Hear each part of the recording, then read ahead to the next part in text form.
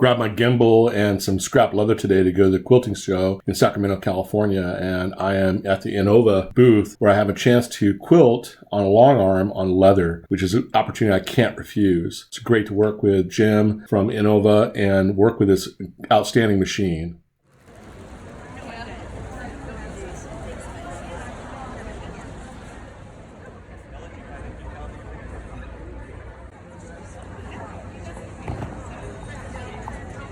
Okay. Okay.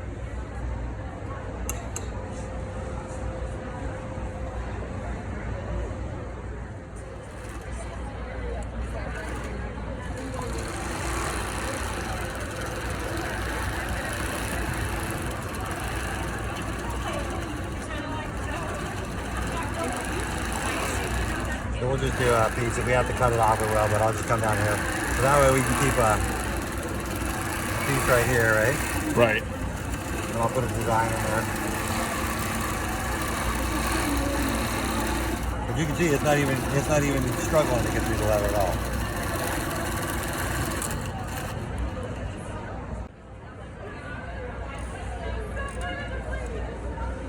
What do we want to do? You want to do something like that? What? Like this? Sure. I mean, does it matter? Let's do something a little bit more Western like that. All right. I'm going to bring this over here. So I'm going to tell it basically how big our block is right now by push pinning it, right? Right. I go into my little push pin tool. Okay. So I know where we're going. Uh-huh. I go into my push pin tool. And I can go here. Oh, I see. Wow. So it'll tell it where it's at, right? So right. now I can tell it where my spots are. Right. Let's do boundary tip. Let's go. Okay, so you're moving down. Yeah. And so that'll be the end of the design.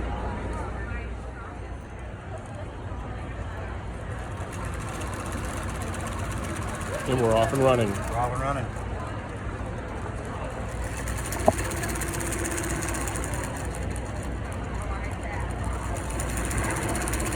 You know, quilting, you wouldn't think is attached to leathercraft, but actually in Western wear, especially on boots, you see these quilted images. Mm-hmm. And so it actually is a part of leathercraft. It's just not really get a lot of attention. This is incredible. And it's not having any problem. No, not at all. That's where that 1 horsepower motor makes a world of difference, right? Right. So 1 horsepower. It's incredibly strong. What is the typical size motor on most of these machines? Quarter horsepower. Quarter horsepower. So this has got about 4 times more power, 3 times more power. Yes.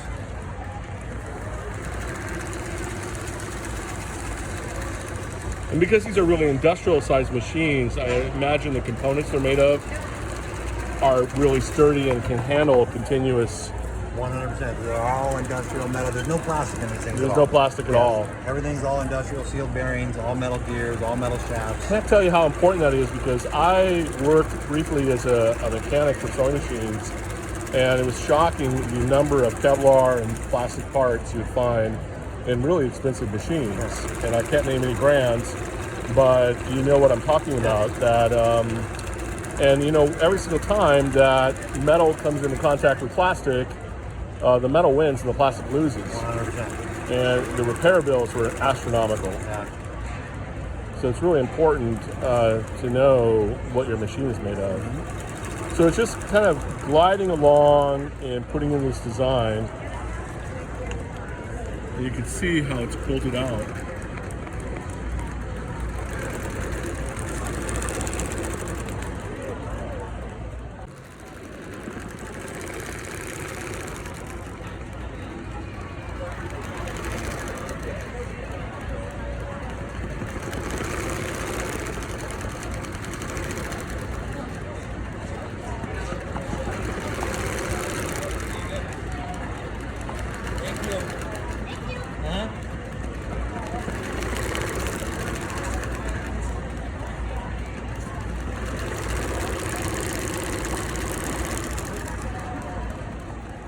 So we've finished our quilting pattern. Look at that. in the course of just a few minutes. How beautiful is that? That is really beautiful. So setting up a small frame like this with magnets, this would be perfect for the artist, small shop quilter. So let's put your piece of leather on here. Okay. Got a piece of leather here. It's a flap to a messenger bag. How would I, we have to base it down? Yeah, so those basic, I mean, ideally you want to base it down, right? So just bring it over. Uh-huh.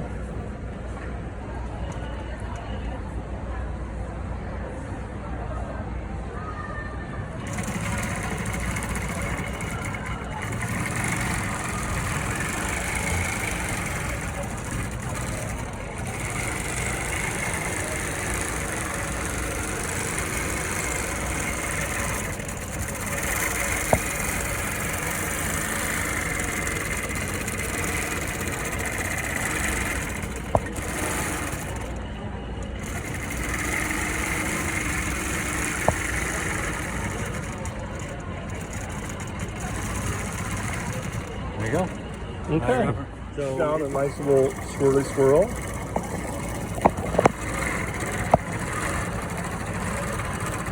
Wow, this is fun. Who knew? And the nice thing is I don't have to move the material around like free motion. yeah, you're moving the head now.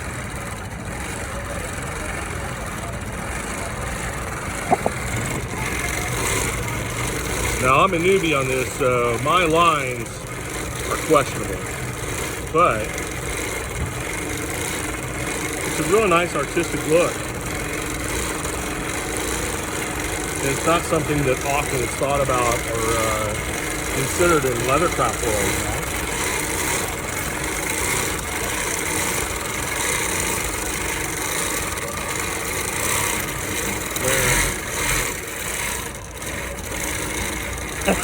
Driving these things, man, driving this is a skill set.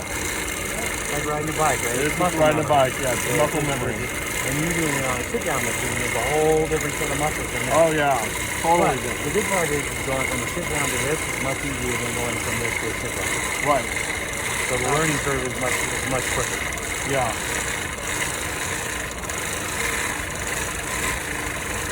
You know, I watch these videos of people in the Middle East and India with chain stitch embroidery machines, and they're ripping around and doing area work and embroidery on saris and stuff, and you know, and they're working 1,000 miles a minute, and some shop, and you know, wow, you know. And I'm not quite doing that right now, but I can see how they can get that good. Go back through. So this is 40 weight thread. Can this take larger threads like 69 or 92? It can. So what you're going to do is put a bigger needle plate in it. Okay. So go up to a 19 or a 21 needle. Uh-huh. This is an 18 needle that's in it right now. What's the top thread size that this machine can handle? You know, I know people that sew with pearl cottons. I run pearl cottons through a 21 needle. So we're talking about, okay, so that's comparable to 138. Yeah. You know, it's comparable, I mean, but we're talking the about, numbers, but well, they've run them like decorative, embroidery, we're talking about 12 or 8 or Right. 5. Wow. But, So that could happen. yep. Huh. Yeah, Very they interesting. make a bigger needle plate for it, so Wow. you can run it. And these machines are made in the USA and made in Texas. They are, yes. Wow. And how long have they been making them? So the company's been making machines for 75 years. They've been making the long arms for about 14. 14 now. Yeah. Great. Good to know. Thank you. So now we're going over denim and leather. Being careful to stick away from that copper nonsense I was playing with the other day. And look at that.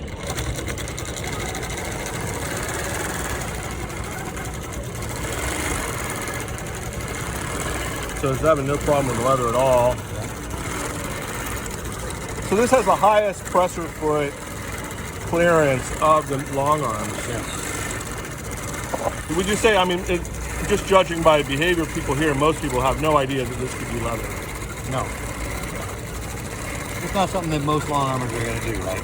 No, it's not.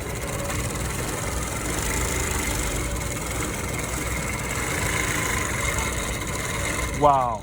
To be honest, I was shocked when Jim, who's a sales rep for Innova, invited me to sew or quilt using their long arm on denim and leather. When I came home, I took a closer examination of the leather stitch, especially on the denim work, which was extremely impressive that the machine was that strong and could do that easily. This is the only machine that can have decorative stitching also done on long arm quilting, so it's unique in its class. I looked at the decorative stitch that I put down on the border of the messenger bag flap, and it's kind of a random look, which is almost like barbed wire that goes well with the license plate and the Mercury emblem. The challenge today will be mounting these pieces onto the front flap of the bag and making it all come together in what's called the Ohio Man bag.